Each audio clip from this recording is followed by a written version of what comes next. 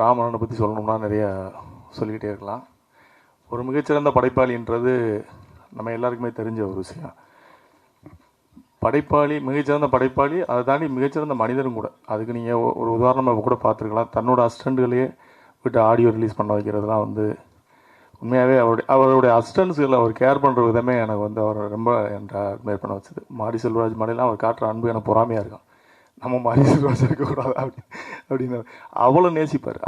அவரை பற்றி அவ்வளோ கேர் எடுப்பார். எனக்கு ஆச்சரியமாக இருக்கும், கூட இருக்கவங்கள இவ்வளோ நேசிக்கக்கூடிய ஒரு படைப்பாளியான எனக்கு அவர் கூட பணிபுரிந்த என் வாழ்க்கையில் நான் என்னுடைய திரைப்பயணத்தில் என்னுடைய மிக சந்தோஷமான நாட்கள்னு சொன்னால் அவரோட நான் பணியாற்றிய அந்த நாட்கள் தான்.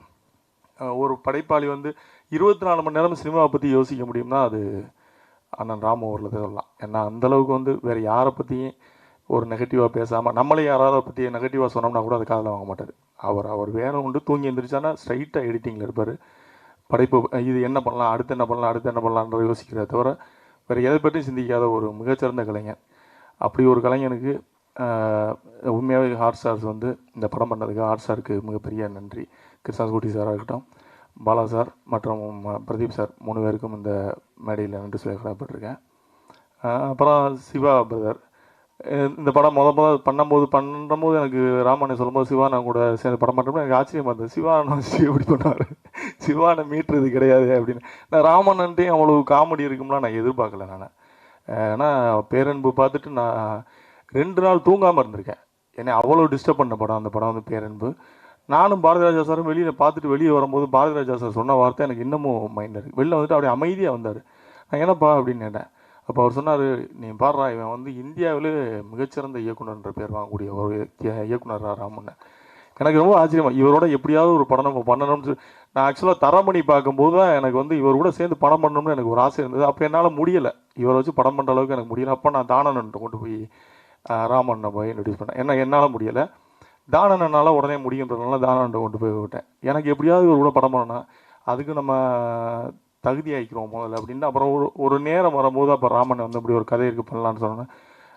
இதுக்காகத்தானே காத்திருந்தேன் அப்படின்றது மாதிரி அந்த படைப்பு எடுத்து பண்ணதான் 7 கடல் 7 மலை. அப்புறம் இடையில் பறந்து போகணும்னு ஒரு படம் ஹாட் ஸ்டார் பண்ணுறேன். நம்ம ஆனால் பண்ணுங்கள், நீங்கள் அடுத்தடுத்து தொடர்ந்து படம் பண்ணணும். ஏன்னா உங்களை மாதிரி இயக்குநர்கள் ஏன்னா இந்த படைப்புன்றது ஒரு படைப்பு நம்ம கமர்ஷியலாக பணம் மட்டுமே சம்பாதிக்கணும்னு நினைக்காம அதில் ஏதாவது ஒரு மெசேஜ் இருக்கானே, அது இந்த சமூகத்துக்கு ஏதாவது ஒரு வகையில் பயன்படணும்னு நினைக்கிறேன். அதாவது சும்மா படம் எடுத்தான் சம்பாதிச்சான் அப்படின்றதெல்லாம் தாண்டி அந்த படைப்பு இந்த மக்களுக்கு என்னவா போய் சேருது அப்படின்ற ஒரு விஷயம் இருக்குல்ல, அதில் ராமனை மிக தெளிவானால அது மாதிரி அவருடைய அசிஸ்டன்ஸுகள் அப்படி மாரி செல்வராஜ் அதில் ரொம்ப தெளிவான ஒரு படைப்பாளியை தான் பார்க்குறேன் நான். அப்படி தான் இந்த படம் பறந்து போ ஒரு எல்லாருக்குமே ஒரு மனதுக்கு நெருக்கமான ஒரு படமாக இருக்கும். இதுலேயும் ஒரு அரசியல், அவர் படம் எல்லா படங்களையும் ஒரு அரசியல் இருக்குது, இதுலேயும் ஒரு சமூக அரசியல் இருக்கு. குழந்தைகள் எப்படி வளர்க்கணும், ஏன்னா இன்னைக்கு ஒரு ஃபாஸ்ட் ஃபுட் உலகம் ஆயிடுச்சு. எல்லாரும் ஹஸ்பண்ட் ஒரு வேலைக்கு போகிறோம், ஒய்ஃப் ஒரு வேலைக்கு போகிறாங்க, எல்லாரும் குழந்தைகளை எப்படி பராமரிக்கிறதுன்றது எல்லாருக்கும் ஒரு சேலஞ்சிங்கான ஒரு விஷயமா இருக்குது. அவங்க என்ன எதிர்பார்க்குறாங்கன்னே நமக்கு தெரியாது. நம்மளுடைய ஆசைகளை பூரா நம்ம குழந்தைகள்கிட்ட திணிப்போம். நான் எப்படி தான் என் பையன் இருக்கணும், இதுதான் ட்ரெஸ் போடணும், இப்படி தான் அவன் சாப்பிடணும், இதெல்லாம் நம்ம ஆசைப்பட்டு திணிப்போம். அப்படிலாம் இல்லாமல் அந்த குழந்தை என்ன விரும்புது அப்படின்னு சொல்கிறது அப்படி எப்படி யோசிச்சாருன்னு எனக்கே ஆச்சரியமாக. இவர் யோசிக்கிற ஸ்கிரிப்ட் பூரா எனக்கே ஆச்சரியமாக இருக்குது. நான் இன்ன வரைக்கும் வியந்து பார்ப்பேன் ராமன். ஒவ்வொரு நாளும் எனக்கு அந்த அவரை பார்க்கும்போது ஏற்படக்கூடிய ஒவ்வொரு நாளும் ஆச்சரியங்கள் எனக்கு ரொம்ப தான் இருக்குது. ரெண்டாவது அவருடைய ஸ்பீச் எனக்கு ரொம்ப பிடிக்கும். இந்த 4 வருஷமாக அவருடைய ஸ்பீச் நான் ரொம்ப மிஸ் பண்ணியிருக்கேன். சமீப காலம் மேடைகளில் கூட அவர் அதிகமாக பேசுகிறதில்ல, எனக்கு 2 வார்த்தை பேசிட்டு உட்காந்துருவார். அது மாரி செல்வராஜ் மேடையிலையாவது கொஞ்சம் அதிகமாக பேசுவார் மாதிரி அங்கேயும் சொல்லிட்டு உட்காந்துட்டார்.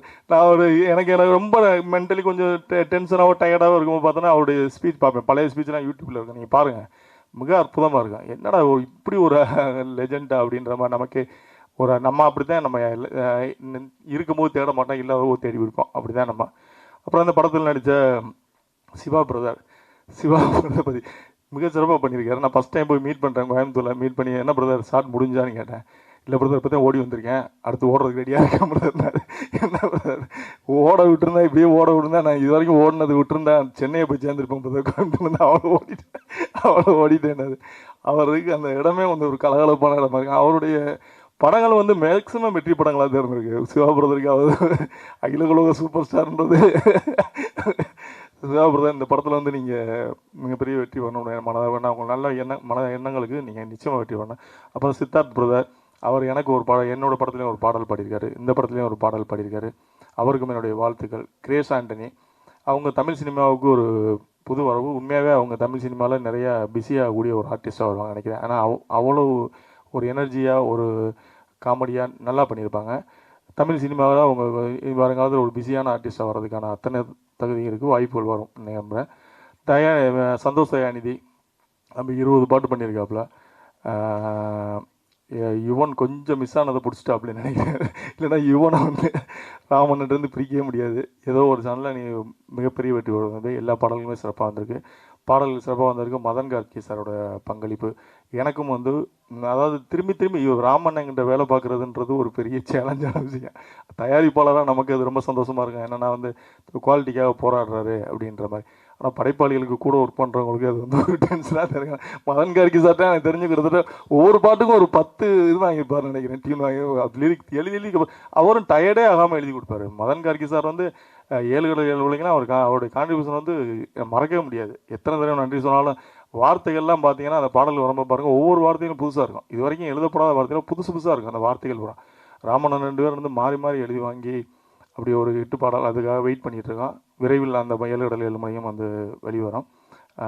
மற்றபடி இந்த படத்தில் பங்கு பெற்ற அனைத்து பேருக்கும் தம்பி சிறப்பாக பண்ணியிருக்க, உனக்கும் என்னுடைய வாழ்த்துக்கள்.